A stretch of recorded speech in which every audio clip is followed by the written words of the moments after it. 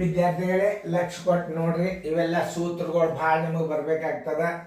ನೀವೆಲ್ಲ ಆಯ್ತನ ಓದ್ಕೊರಿ. ಮೊದಲ ಓದ್ಕೊಳ್ಳೋರ ಸಂಬಂಧ ನಾ ಸೈಡ್ ನಿಂತನು ನೀವು ಚಂದಂಗೆ ಗಣಿತಗಳನ್ನು ತಿಳ್ಕೊಬೇಕು. ಆಮೇಲೆ ಫೇರ್ದಾಗ ಬರ್ಕೋಬೇಕು. ಇದ್ರ ಮೇಲೆ ದೊಡ್ಡ ಅನುಕೂಲ ನಂಬರ್ ಇರ್ತದ. ಈ ಎಲ್ಲ ಗಣಿತಗಳನ್ನು ನೀವು ಮಾಡಬೇಕು. ಬೇಸಿಕ್ ಅಭ್ಯಾಸ ಇದು ಮನ್ಯಾಗೂ ಮಾಡ್ಬೋದು, ಕೋಚಿಂಗ್ ಕಲ್ತು ಕೋಚಿಂಗ್ಗೂ ಹೋಗ್ಬೋದು. ಎಲ್ಲರೂ ಬೋರ್ಡ್ ಕಡೆ ನೋಡ್ರಿ, ಎಲ್ಲರೂ ಲಕ್ಷ ಕೊಟ್ಟು ನೋಡ್ರಿ. ಇದು ಆಯತದ ಮತ್ತು ವರ್ಗ, ವಿಸ್ತೀರ್ಣ, ಸುತ್ತಳತೆ, ಅನುಕ್ರಮ ನಂಬರ್. ಇದು ಈ ಗಣಿತಗಳನ್ನು ನೀವು ರಿವಿಷನ್ ಮಾಡ್ರಿ. ಕೋಚಿಂಗ್ ಕ್ಲಾಸ್ನಾಗೂ ಕಲೀರಿ, ಮನ್ಯಾಗೂ ರಿವಿಷನ್ ಮಾಡ್ರಿ. ನಿಮ್ದು ಮೆರಿಟ್ ಸೆಲೆಕ್ಷನ್ ಆಗ್ತದೆ. ಇದರ ಉಪಯೋಗ ತಗೋರಿ. ಈಗ ನಾ ತಿಳಿಸಿ ಹೇಳಾಗ ನೀವು ಲಕ್ಷ ಕೊಟ್ಟು ನೋಡ್ರಿ, ಚೆನ್ನಾಗಿ ನೋಡ್ರಿ. ಈ ಸೂತ್ರಗಳು ಇದ್ದರನ್ನೇ ನಿಮಗೊಂದಿಷ್ಟು ಈಸಿಯಾಗಿ ತಿಳಿತದೆ ನೋಡ್ರಿ. ಆಯತದ ವಿಸ್ತೀರ್ಣ, ಆಯತದಲ್ಲಿ ಉದ್ದ ಅಗಲಗಳು ಬೇರೆ ಇರ್ತಾವ, ಆದ್ದರಿಂದ ಉದ್ದ ಗುಂಡ್ಲೆ ಅಗಲ ಅಂತ ಬರ್ದ. ಈ ಉದ್ದ ಗುಂಡ್ಲೆ ಅಗಲ ಯಾಕೆ ಬರ್ದ ಅಂದ್ರೆ ಉದ್ದದ ಅಳತೆ ಬೇರೆ ಇರ್ತದ, ಅಗಲದ ಅಳತೆ ಬೇರೆ ಇರ್ತದ. ಆದ್ದರಿಂದ ನಾವೇನಂತಾನ ಆಯತದ ವಿಸ್ತೀರ್ಣ ಬರೋಬ್ಬರಿ ಉದ್ದ ಗುಂಡ್ಲೆ ಅಗಲ. ಇದನ್ನ ಚದುರ್ಮಾನದಲ್ಲಿ ಬರಿಬೇಕು. ತಿಳಿತಲ್ಲ. ಆಯತದ ಸುತ್ತಳತೆ ಬರೋಬ್ಬರಿ 2 ಉದ್ದ ಪ್ಲಸ್ ಅಗಲ. ಈ ಸೂತ್ರ ನೆನ್ಪಿಟ್ಕೋರಿ. ಆಯತದ ಸುತ್ತಳತೆ ತೆಗಿಬೇಕಾದ್ರೆ ಏನ್ ಮಾಡ್ಬೇಕು? ಉದ್ದ ಮತ್ತು ಅಗಲನ್ನ ಕೂಡಿಸಿ 2ರಲ್ಲಿ ಗುಣಾಕಾರ ಮಾಡಬೇಕು. ಅದಕ್ಕೆ ಅಂತಾರೆ 2 ಉದ್ದ ಪ್ಲಸ್ ಅಗಲ ಪೂರ್ತಿ. ಆಯತದ ವಿಸ್ತೀರ್ಣ ಮತ್ತು ಉದ್ದ ಕೊಟ್ಟಾಗ ಅಗಲ ಬರೋಬ್ಬರಿ ವಿಸ್ತೀರ್ಣಕ್ಕೆ ನೀವು ಉದ್ದದಿಂದ ಭಾಗಿಸ್ಬೇಕು. ಈ ಸೂತ್ರ ನೆನ್ಪಿಟ್ಕೋರಿ.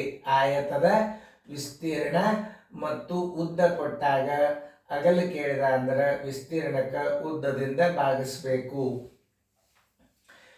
ಆಯತದ ವಿಸ್ತೀರ್ಣ ಮತ್ತು ಅಗಲ ಕೊಟ್ಟಾಗ ಉದ್ದ ಬರೋಬ್ಬರಿ ವಿಸ್ತೀರ್ಣ ಭಾಗಲೆ ಅಗಲ.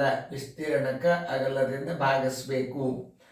ಆಯತದ ಸುತ್ತಳತೆ ಮತ್ತು ಉದ್ದ ಕೊಟ್ಟಾಗ ಅಗಲ ಬರೋಬ್ಬರಿ ಸುತ್ತಳತೆ ಭಾಗಲೆ 2 ಮೈನಸ್ ಉದ್ದ. ಇದು ಭಾಳ ಇಂಪಾರ್ಟೆಂಟ್. ಸುತ್ತಳತೆ ಕೊಟ್ಟಿರ್ತಾನೆ.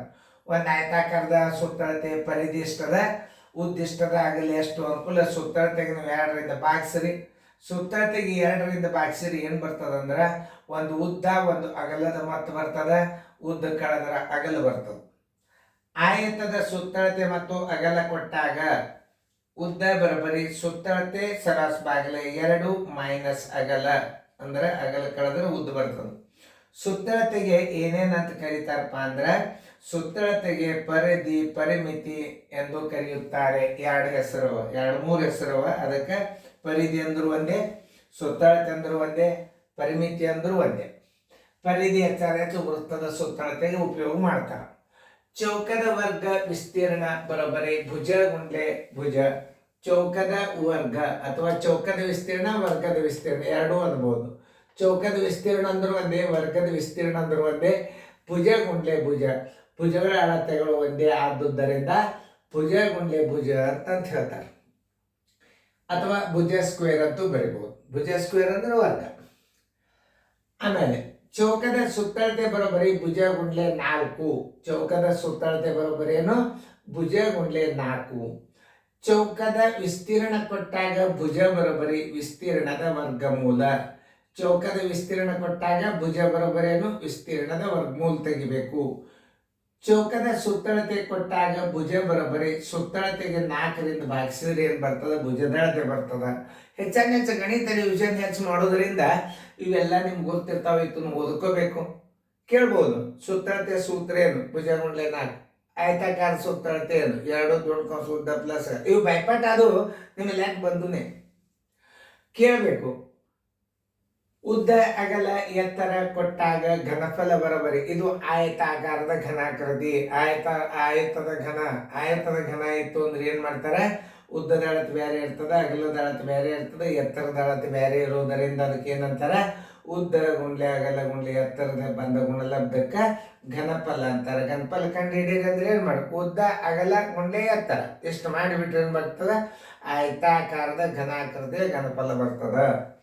ಇನ್ನು ಉದ್ದ ಅಗಲ ಎತ್ತರ ಕೊಟ್ಟಾಗ 4 ಗೋಡೆಗಳು. ಇನ್ನೊಂದು ಘನಫಲ 2 ನಮೂನಿ ನಿಮಗೆ ನಾ ಮತ್ತೆ ಬರ್ತದೆ. ಈಗ ಉದ್ದ ಅಗಲ ಎತ್ತರ ಕೊಟ್ಟಾಗ 4 ಗೋಡೆಗಳ ವಿಸ್ತೀರ್ಣ ಬರೋಬ್ಬರಿ 2 ದುಂಡ್ಕಾಂಶ ಉದ್ದ ಪ್ಲಸ್ ಅಗಲ. ಇದಕ್ಕೆ ಪರಿಮಿತಿ ಅಂತಾರೆ. ಪರಿಮಿತಿಗೆ ಎತ್ತರಲೆ ಗುಣಾಕಾರ ಮಾಡಿದ್ರೆ 4 ಗೋಡೆಗಳ ವಿಸ್ತೀರ್ಣ ಬರ್ತದೆ. ಈ ಮನೆ ಗಾಡಿಗೆ ಸುಣ್ಣ ಹಚ್ಚೋದು ಲೆಕ್ಕ ತೆಗಿಲಿಕ್ಕೆ ಇದು ಸೂತ್ರ ಭಾಳ ಉಪಯೋಗ ಆಗ್ತದೆ. ಆಮೇಲೆ ಬಿದ್ದದಿದು 4 ಗೋಡೆಗಳ ವಿಸ್ತೀರ್ಣ ಬರೋಬ್ಬರಿ ಏನು 2 ದುಂಡ್ಕಾಂಶ ಉದ್ದ ಪ್ಲಸ್ ಅಗಲ ಗುಂಡ್ಲೆ ಎತ್ತರ. ತಿಳಿತಲ್ಲ. ಘನದ ಘನಫಲ ಬರೋಬ್ಬರಿ ಭುಜ ಗುಂಡ್ಲೆ ಭುಜ ಗುಂಡ್ಲೆ ಭುಜ ಅಥವಾ ಭುಜ ಕ್ಯೂ ಅಂತ ಹಿಂಗೂ ಬರೀತಾರೆ ಸೂತ್ರದಾಗ. ಅಂದ್ರೆ ಒಂದು ಘನಾಕೃತಿ ಒಂದು ಘನದ ಭುಜದಳತೆ ಒಂದೇ ಇರ್ತದೆ, ಸಮನಾಗಿರೋದರಿಂದ ಅದಕ್ಕೆ ಏನು ಮಾಡಬೇಕು, ಭುಜ ಗುಂಡ್ಲೆ ಭುಜ ಗುಂಡ್ಲೆ ಭುಜ. ಯಾವಾಗಲಾದರೂ ಘನದ ಭುಜದಳತೆ ಒಂದೇ ಇರ್ತದೆ. ಮತ್ತು ಆಯತಾಕಾರದ ಘನದ ಭುಜದ ಅಳತೆ 3 ನಮೂನೆ ಇರ್ತದೆ. ಉದ್ದದ ಅಳತೆ ಬೇರೆ, ಅಗಲದ ಅಳತೆ ಬೇರೆ, ಎತ್ತರದ ಅಳತೆ ಬೇರೆ ಇರ್ತದೆ. ಅದಕ್ಕೆ ಆಯತಾಕಾರದ ಘನಾಕೃತಿ ಅಂತಾರೆ. ಇದು ಒಂದೇ ಭುಜದ ಅಳತೆ ಇರುವುದರಿಂದ ಇದಕ್ಕೆ ಘನದ ಘನಫಲ ಅಂತಾರೆ. ಅದಕ್ಕೆ ಭುಜ ಗುಂಡ್ಲೆ ಭುಜ ಗುಂಡ್ಲೆ ಭುಜ. ಇನ್ನು ಘನದ ಘನಫಲ ಕೊಟ್ಟಾಗ ಘನದ ಭುಜ ಬರೋಬ್ಬರಿ ಘನಫಲದ ಘನಮೂಲ ತೆಗಿಬೇಕು. ಘನ ಕಂಡುಹಿಡಿದು ಆ ಲೆಕ್ಕಗಳು ಬಂದಾಗ ನಿಮ್ಮ ಘನಮೂಲ ಲೆಕ್ಕಗಳು ಬಂದು ಅಂದ್ರೆ ಈ ಲೆಕ್ಕ ನೀವು ಸರಳಾಗಿ ಬಿಡಿಸ್ತೀರಿ. ಇದನ್ನ ಲಕ್ಷ ಕೊಟ್ಟು ನೋಡ್ರಿ, ಚಂದಂಗ ಕಾಳಜಿಪೂರ್ವಕವಾಗಿ ನೋಡ್ರಿ. ಇನ್ನೊಂದು, ಇದು ದಿನಾಲು ಸ್ಟೇಟಸ್ಗೆ ಅಭ್ಯಾಸ ಬರ್ತದೆ. ನಾ ಈ ಕಡೆ ಸೈಡ್ ಅಂತ ಹೇಳ್ತಾರೆ, ಸ್ಟೇಟಸ್ಗೆ ಅಭ್ಯಾಸ ಬರ್ತದೆ. ಇದು ದಿನಾಲು 10-15 ಗಣಿತ ಹಾಕ್ತೀವಿ. ನೀವು ರಿವಿಷನ್ ಮಾಡ್ಬೋದು, ಅಭ್ಯಾಸ ಮಾಡ್ಬೋದು. ನಾಳೆ ಏಪ್ರಿಲ್ದೊಳಗೆ ಏನು ಬರ್ತದೆ ನಿಮಗೆ, ಬೇಸಿಕ್ ಬರ್ತದೆ. ಬೇಸಿಕ್ ಅಭ್ಯಾಸ ನೋಟ್ಬುಕ್ ಮಾಡಿ ಮನ್ಯಾಗ ನೀವು ಏನಾರ ತಯಾರಾದ್ರಿ ಅಂದ್ರೆ ಯಾವ ಬೇಕಾದ ಕೋಚಿಂಗ್ ಕ್ಲಾಸ್ನಾಗ ನಿಮಗೆ ಅಡ್ಮಿಷನ್ ಕೊಡ್ತಾರೆ.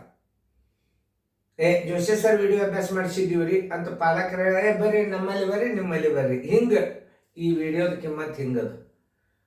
ಈ ವಿಡಿಯೋದಿಂದ ಏನದ, ನೀವು ಕಲ್ತು ಶಾಣ್ಯಾರ ಆಗ್ಬೋದು, ಮತ್ತೊಬ್ರು ಶಾಣ್ಯಾರ ಮಾಡ್ಬೋದು. ಇದ್ರ ಮೇಲೆ ಕೋಚಿಂಗ್ ಕ್ಲಾಸ್ ನಡೆಸ್ಕೋಬೋದು. ಅದರ ಮೇಲೆ ಸ್ಟೇಟಸ್ ಮೇಲೆ ಕೋಚಿಂಗ್ ಕ್ಲಾಸ್ ನಡೀತಾವ. ಮನೆಯೊಳಗೆ ಒಂದು ದೊಡ್ಡ ಸ್ಕ್ರೀನ್ ಹಾಕಿ ಟಿ ವಿ ಆಗಿಬಿಟ್ರೆ ಎಲ್ಲ ಅಭ್ಯಾಸವನ್ನು ನಾ ಕಲಿಸ್ತಾನು ಕೂತು ನೋಡೋದು. ಮಾಡ್ಯಾರೋ ಇಲ್ಲಿ ಎಷ್ಟೇ ನೋಡೋದು, ಒಂದು 8-10 ಹುಡುಗರು ತೊಗೊಂಡು ಕಿಸನ್ ಕ್ಲಾಸ್ ನಡೆಸ್ಬೋದು. ಆ ಉದ್ದೇಶದ ಈ ವಿಡಿಯೋದು. ಈಗ ನೋಡ್ರಿ, ಎಲ್ಲರೂ ಚಂದಂಗೆ ಲಕ್ಷ ಕೊಟ್ಟು ನೋಡ್ರಿ. ಯೂಟ್ಯೂಬ್ದಾಗ ಸಬ್ಸ್ಕ್ರೈಬ್ ಆಗೋದು ಮರಿಬೇಡ್ರಿ. ಮತ್ತು ಶೇರ್ ಮಾಡಿರಿ, ಲೈಕ್ ಮಾಡಿರಿ. ಮತ್ತು ಇದು ಬೆಳಿಬೇಕಲ್ಲ, ನಿಮ್ಮ ಸಂಸ್ಥೆ ಬೆಳಿಬೇಕಾದ್ರೆ ಸಬ್ಸ್ಕ್ರೈಬರ್ ಆಗ್ಬೇಕಂದ್ರೆ ಭಾಳ ಬೆಳೀತದ ಸಂಸ್ಥೆ. ಈಗ ಮುಂದಿನ ಅನುಕ ನಂಬರ್ ಇದಕ್ಕೆ ಇನ್ನೊಂದು ಸ್ವಲ್ಪ ಸೂತ್ರಗಳು ಬರ್ತಾವೆ. ಆ ಸೂತ್ರ ಬರೀದಾದಿಂದ ಮುಂದೆ ಗಣಿತ ಬರ್ತಾವೆ. ಗಣಿತಗಳನ್ನು ನೀವು ಬಿಡಿಸ್ಬೇಕಾಗ್ತದೆ. ಫೇರ್ದಾಗ ಬರ್ಕೋರಿ, ಚೆನ್ನಾಗಿ ನೋಡ್ರಿ. Thank you guys.